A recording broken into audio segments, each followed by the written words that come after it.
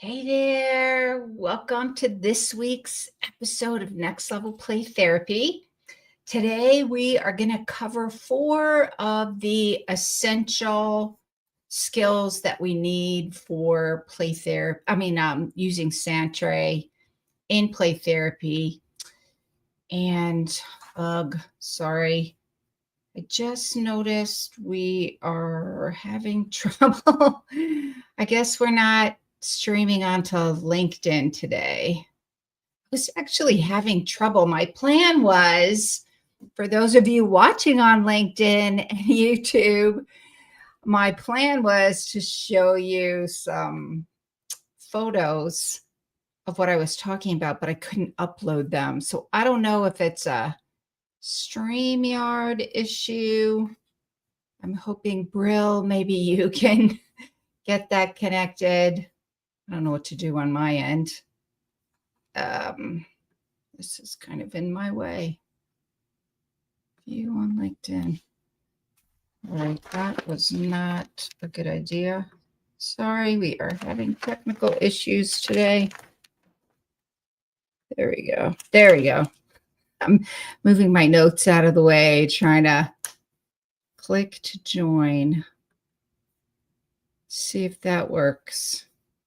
I don't think, nope, that's not going to work. Anyway, all right, well, we will just go ahead and get started. For those of you watching on Instagram and those of you watching on YouTube, and then we'll just upload it to LinkedIn. I don't know, Brill, unless you can work some of your magic to get that working. That would be lovely. So any hoodly doos, the joys of streaming live. And so for those of you watching on the replay, sorry about that. The joys of streaming live doesn't always go as planned. And then we adjust, right? Like play therapy sessions. They don't always go as planned, and then we adjust as needed. So today I wanted to talk about using Sandtray in play therapy. And these are the questions that come up every time, especially when I'm doing my Sandtray trainings, which I do in-person Sandtray trainings, because I think it's really important as play therapists to get your hands in that Sandtray, choosing those miniatures, creating your scenes, and fully experience the power and depth of using this modality, the Sandtray. One of the things that I love about so I have a training coming up this weekend. Registration is going to close on Thursday, tomorrow. And so I'll talk a little bit more about that at the end if you're interested. But one of the things that I love about the topic that I'm going to cover on this weekend is that whole idea of using a neuroscience and attachment lens with the Sandtray in play therapy. One of the things that I love about that is that whole, I'm going to use a really fancy word, embodied aspect of how experiences are stored implicitly, meaning we don't have conscious awareness to them in the moment, and they're kind of stored away in there. And then they're still in there. It's not like they go away. And so I think even doing the trainings, I think there's an embodied experience, to use a really fancy word. And I try to not use those really fancy words just because not everybody really fully understands what that means. And it sounds kind of, I don't know, sounds a little bit hoity-toity sometimes. I don't mean it that way. And it is a really good word, though. Like, I love that word. And so that's one of the things that I love about Sandtray, is how it can access those things. And I can tell, Brill, that you are trying to get you LinkedIn connected because things keep showing up on my screen here. So if you're joining us live or if you're watching the replay, we have been having some technical difficulties with LinkedIn. So we're just going to proceed.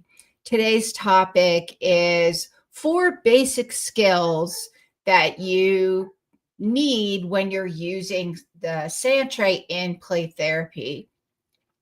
And I call them basic skills because essentially these are skills that you need regardless of your play therapy model, and they will be influenced by your play therapy model. And these are the questions that I get asked all the time when I am talking with play therapists about how to use the sand tray in play therapy. So I thought this would be a really good topic to cover. It's one that I covered about probably 3 years ago, and it's one of those I call an oldie but a goodie. And so I thought it would be helpful to talk about it again.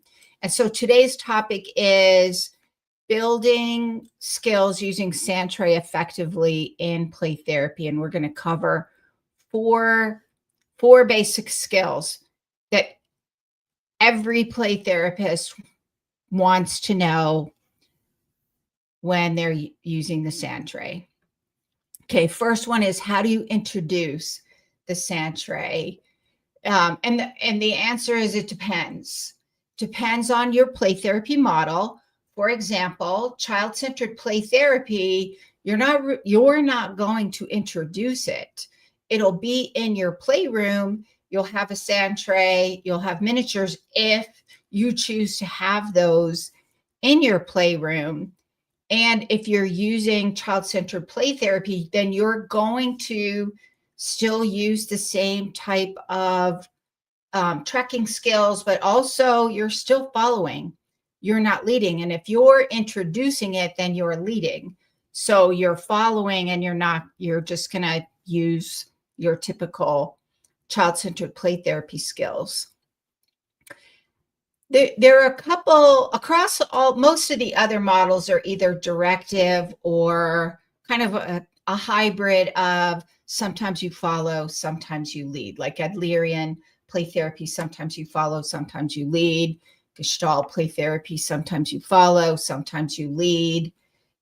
Most integrative play therapy models, you're going to either be directive, meaning you're leading, or you're going to be following. So these next two things that I'm going to talk about really are what most of the other play therapy models will use, and that is you can either do a non-directive prompt or you can do a directive prompt.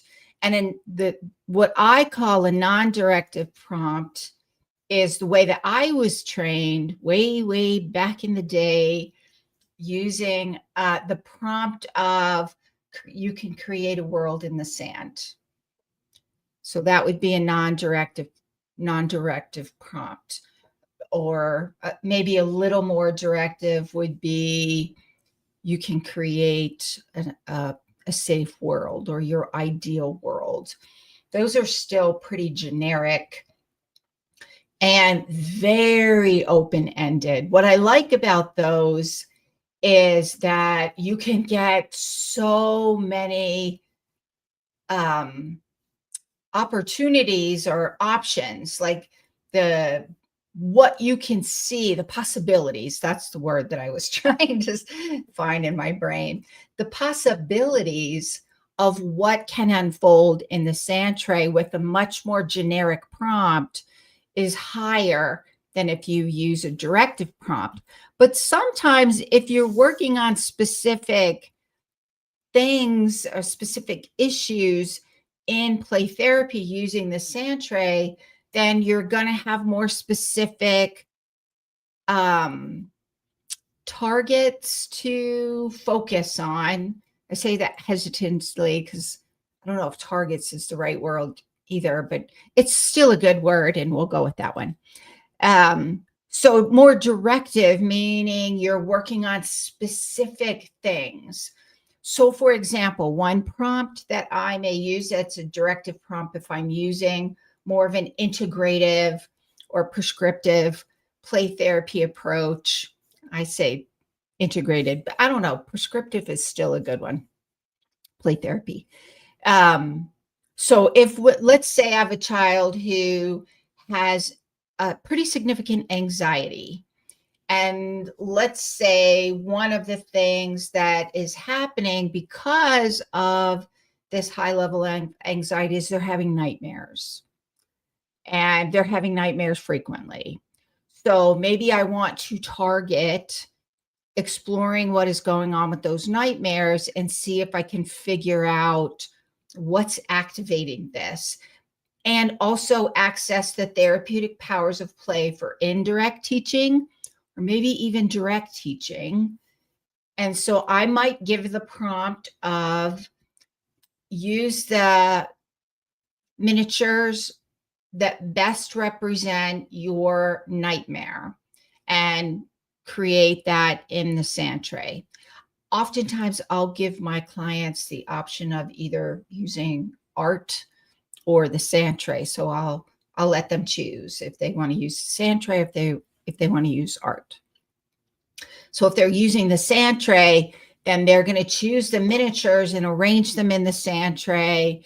And then we're going to explore that. And we can do some kind of indirect teaching in terms of maybe integrating a little narrative therapy and giving voice and using story to explore what are the cognitive distortions going on in that are creating, maybe activating some of this anxiety. So if I'm using a directive prompt, you might have noticed that I'm also probably using more of an integrative approach, where I might be using a little bit of cognitive behavioral therapy if I'm exploring some of that, those cognitive distortions to find out what's activating the anxiety. And in this particular case, it would be what might be contributing to these nightmares that are going on, and exploring that. I could also use a little narrative therapy to use story to give it a little more metaphor and stay in that metaphor to explore what's going on.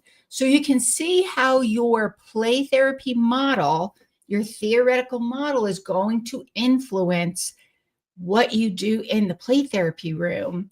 And in this specific case, how you're using the sand tray in the play therapy process.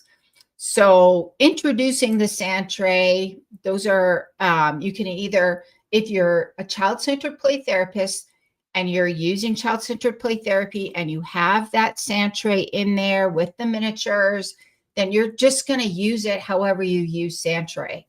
I mean, however you use child-centered play therapy. And then with the other play therapy models that you might be using, you can either use a directive or even a non-directive prompt. A non-directive prompt is going to be much more general and allow for a lot more possibilities for you to get a sense of what's going on in there. But if you really want to target and you want to hone in, then you can use a directive prompt. The other skill that comes up a lot in terms of questions I get asked, how you use the sand tray in play therapy has to do with boundaries. So can you have boundaries in play therapy? Yes, you can have boundaries. And what exactly might that look like with the sand tray? And again, I'm going to say whatever your play therapy model is greatly going to influence even how you set boundaries and what boundaries you set. For example, with child-centered play therapy, you're going to use that ACT model of setting the boundaries, and it's going to dictate what type of boundaries are you going to set. For example, when I'm using the sand tray, I typically I typically have the same boundary regardless of whether I'm using child-centered play therapy or whether I'm using a different modality. And the one that is consistent across whatever model I'm using is the sand stays in the sandbox, like that. And you can't get in the sandbox. So those are my two, regardless what I'm using. The sand stays in the sandbox and you can't get in the sandbox. If I have more than one kind of sand in the play therapy room, like maybe I have two different types of sand trays and they both have different colored sands, then I'm going to set another. This is me personally. Your limits, you're going to figure out. Part of limit setting in play therapy is what are some personal limits you need to set in order to be congruent with unconditional positive regard and empathy with each one of your clients. I would say that's true regardless of what play therapy model you're using. And it's also true with child-centered play therapy. So these are limits that I set, and you might agree with these, you might not agree with these. You might want to set different ones. Here's the sand stays in the sandbox because I don't want sand everywhere. And I get the expensive sand. And I'll talk a little bit more about that as we go, why I do that. But I don't want to be, I'm going to be going through sand like water through a sieve, one of those pasta strainers. I'm going to be buying so much sand, and that doesn't work for me. It's expensive. Then I'm going to not enjoy play therapy sessions. I might not enjoy that client, which means now I need to set a personal boundary. And so I set that one to protect the relationship first and foremost, because if I have to be buying sand all the time, I'm not going to be liking it. So that's why I set that limit. Plus, it's really hard to clean up and it takes a lot of time and it gets in the carpet. If you have carpet or you're always sweeping up your floor, you're going to be doing that anyway because it's not always going to stay in the sandbox. Hence why you have to set that limit. So those are the ones that I use across whatever play therapy modality that I'm using. The other limits or boundaries or rules that I set are, I put the sand tray miniatures away. I have that rule because a couple of things. First and foremost, I want to make sure I get all the sand off the miniature so I don't have like an inch layer. That's a little exaggeration, but I don't have a ton of sand on my shelves. I'm going to have sand on my shelves, which means I'm going to be cleaning my shelves a lot. So if I want to cut down on how often and how much sand I'm cleaning off my shelves, then I make the rule that I put the miniatures away. And first, the reason is I want to get all the sand off it before it goes back on the shelf. Two, I want to make sure it goes back where it's supposed to go. And I'll talk a little bit more about that when we talk about organizing next. But I want to make sure it goes back where it's supposed to go. And I want to cut down on the likelihood that my miniatures are going to disappear and go in little pockets, never to return. It does happen. So that's another thing I'll cover in the next point. But I put the sand tray, I put the miniatures away. That's my rule. And I also keep out like a little plastic tray for a couple of reasons. One, for the reason I'm about to say, which is if you decide not to use the sand tray miniature, you can just put it in the container here that I keep on the floor. And then that way, in my mind, if they want to use it again, they just grab it out of the tray and I don't have to clean it off, put it on the shelf, and then they choose it again. And then we go back and forth. It's just easier for them. I feel like it's easier for them. And I'm less intrusive if I just let them put it in the bin. And then if they want to use it again, they can. And then if they put it in that little plastic tray, then it gives me the opportunity later to clean them off before I put them back on the shelves. So that's another one. And so the other question that comes up is, do you need to have a separate room for your sand tray miniatures and the sand tray from your playroom? Some people do that. If you have the ability to do that and you like doing that, I would say by all means do it. I like having it. I've had it both ways. I typically would have the sand tray and the miniatures on the shelves in the playroom. I don't think I think either is fine if you want to have the sand tray miniatures in a completely separate room versus having them in your playroom. And sometimes there's the practical aspect of you don't have enough money to pay for a very big gigantic office. Like, you don't generate the revenue to be able to support having all these fancy options. And so maybe you need to keep them all in the same room. So if you have the sand tray miniatures and the sand tray in your playroom, and then here's another limit that I set when I have that. And my limit is, because I like having Nerf guns with those Nerf darts in the playroom. My rule is you can't shoot the sand tray miniatures. My other rule is you can't take your hand and make them all fall down. And the other rule is you can't play with the miniatures on the shelves, because then they all get knocked down and it's a disaster. Trust me on that one. So if they're in there, those are the rules that I set just for practical purposes. One is to protect the toys because I don't want them getting damaged.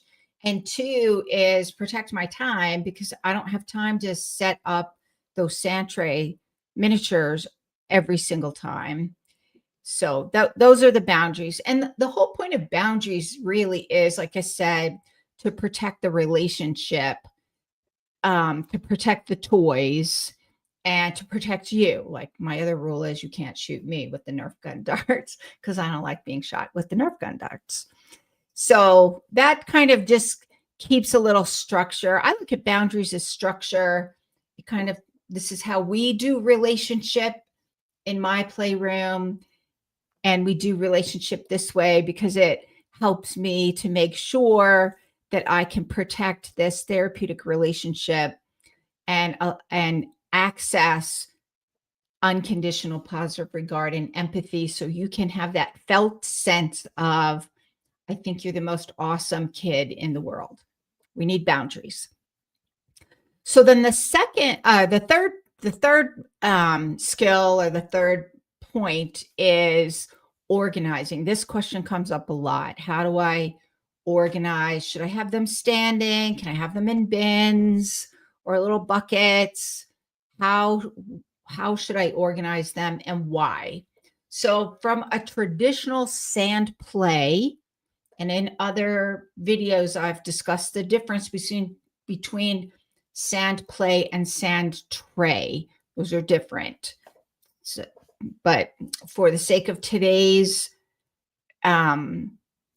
video and live stream, I will just say, from a traditional sand play standpoint, the reason that you stand up your miniatures on the shelves is so that when the unconscious is looking at the shelves, the unconscious will see the miniatures and be drawn toward the miniatures that need to be used to work through whatever it is that needs to be worked through. from a neuroscience and attachment standpoint, I would say your implicit experiences will, when you're using the sand tray, you will be naturally drawn towards, because they're all standing up and you can see them, you'll be naturally drawn toward whatever implicit experiences you're working through for healing in that moment. So standing them up and organizing them into categories allows your client the ability to choose the miniatures that they need. It's more challenging when they're in like bins or little containers, because they have to sort through the containers. That's not to say I don't use containers. I do. Some things just don't stand up very well, and I put them in containers. But also I like to use the gems, those little gems. So I'll put those in containers, because otherwise they're just spread all over your shelves. So some things naturally need a little bit of a container. If you are traveling and you don't have your own office, but let's say you go into people's homes, then what I would say is you're going to need the containers. And what I would say is, if you're using containers, just have categories in each container. So have categories of dinosaurs, or categories of pirates, or categories of fences. Just keep them separated into categories. And if you're using the containers, I would label them, because I think it's a little easier to find them, and that way you can kind of know which ones you want to use. So, oh, I was just looking at my comments. Mostock, how are you? You're watching from YouTube. Yes, I usually you and I connect on LinkedIn, but it's StreamYard's not connecting to LinkedIn today. So I'm glad you were joining. It's good to see you. So Ashley Mostock and I connected on LinkedIn probably like 2 years ago, chatting about play therapy. And I'm going to brag on you a little bit, because I think it's just so cool what you're doing. Ashley Mostock is, I think you're still in Bangladesh, is really working to bring play therapy to children and families in Bangladesh, which I think is so exciting. Anyways, welcome. That's so cool you're here.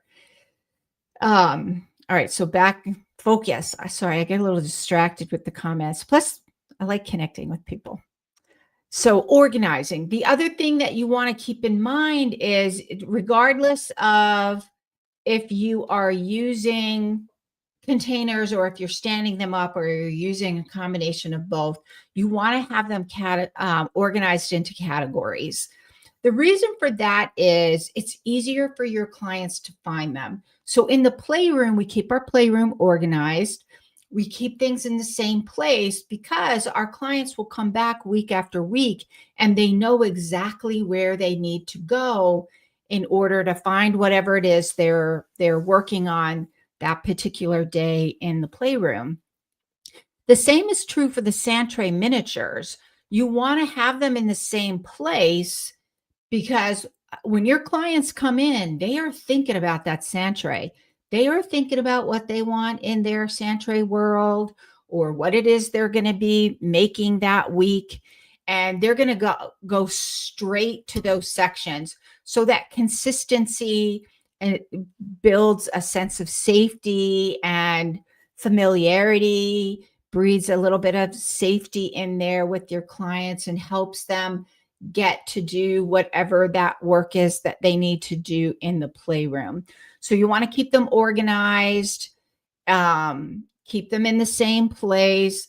I'm probably going to label them. I used to take like a labeler on my shelves. You can't see in this video because I moved all my sand tray miniatures to a new office to have, so I can do my trainings in a different office rather than here at home in my home office.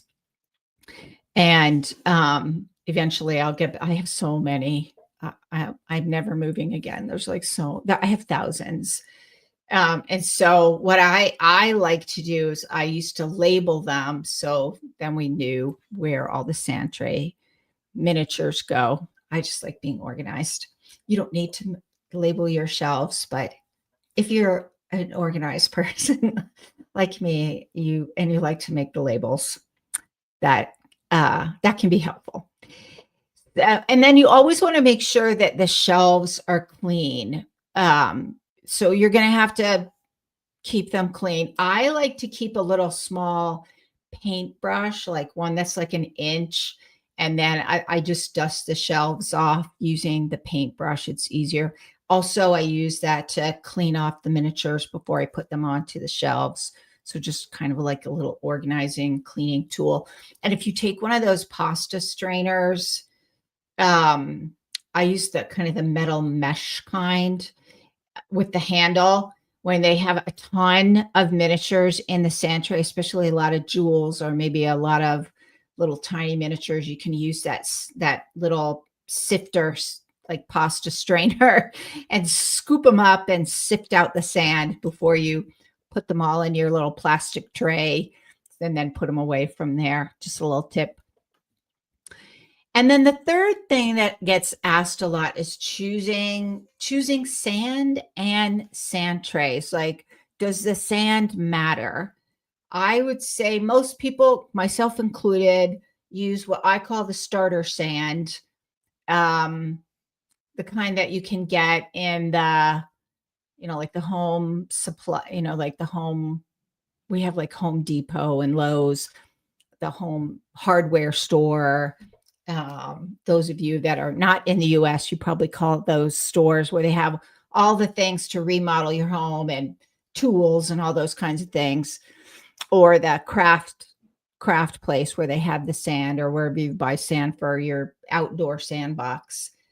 The problem with that sand is it's very, very dusty, and it is like a nuclear, because what's going to happen is your client is going to sift the sand and move the sand and pour the sand. And then what happens with that really dusty sand is you get like this nuclear cloud of dust in your coffee. It's horrible.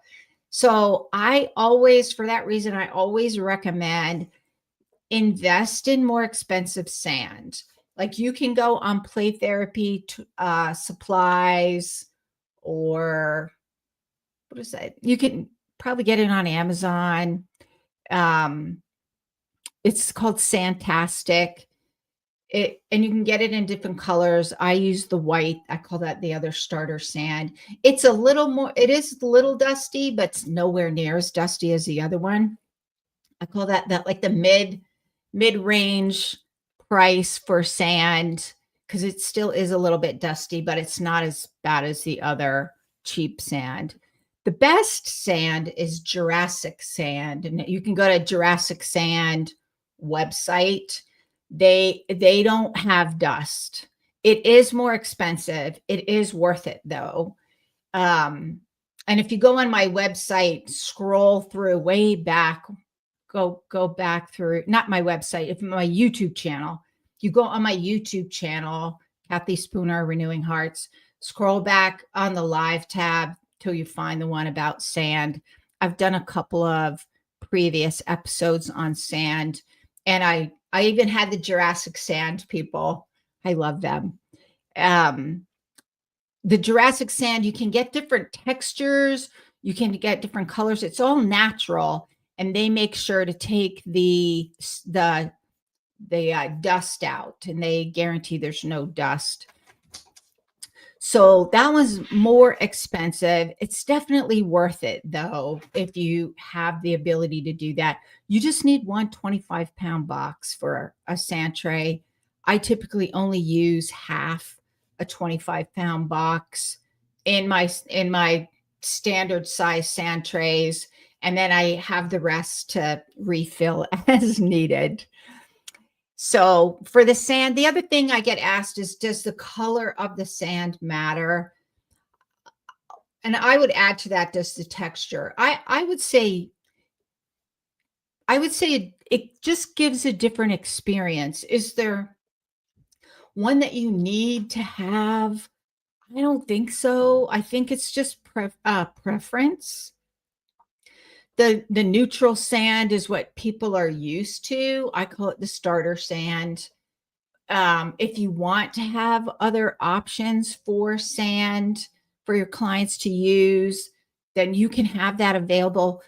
I set the rule though, if you have more than one sand available in different sand trays, like maybe you have 2 sand trays available and they have different kind of sand in it.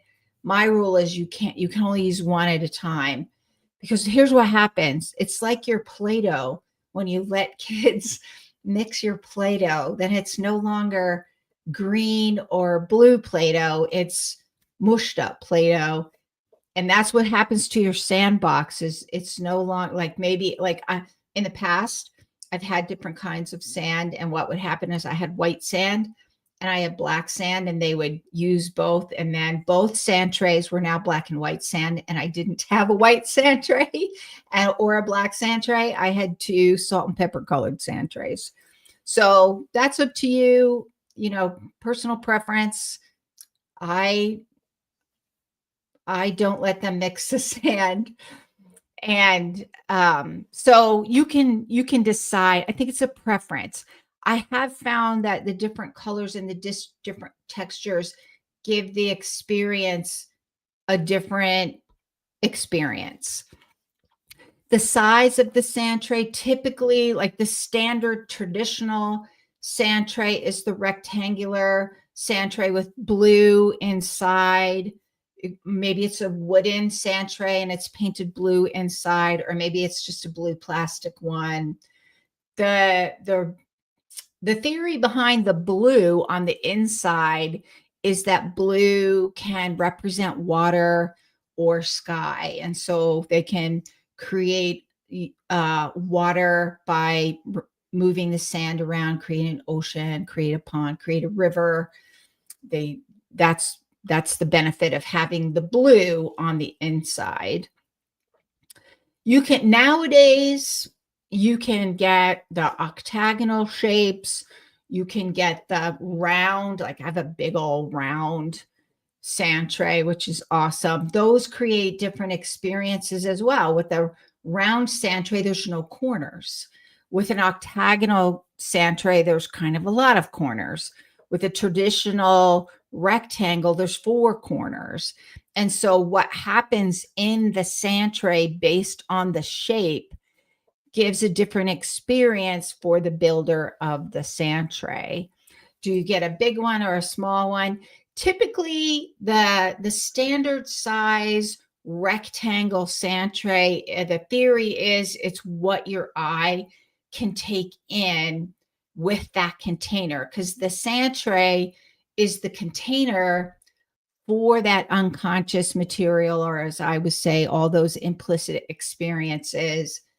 And the sand tray is the container for that, and the sand is what anchors and grounds the builder through that experience. And what do they do with the sand? What do they do with the miniatures in that sand? And then the miniatures are the symbolic representation of what's going on in there.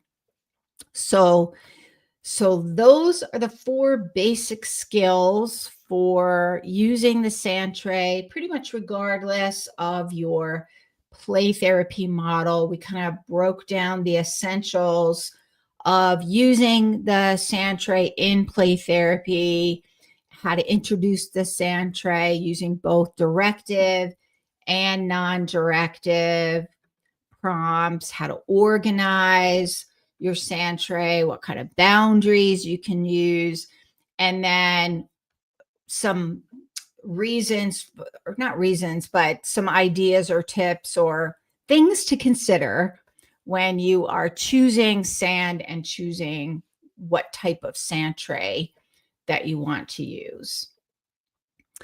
So that is it for today. If you found the information useful, feel free to share it across your social media platforms.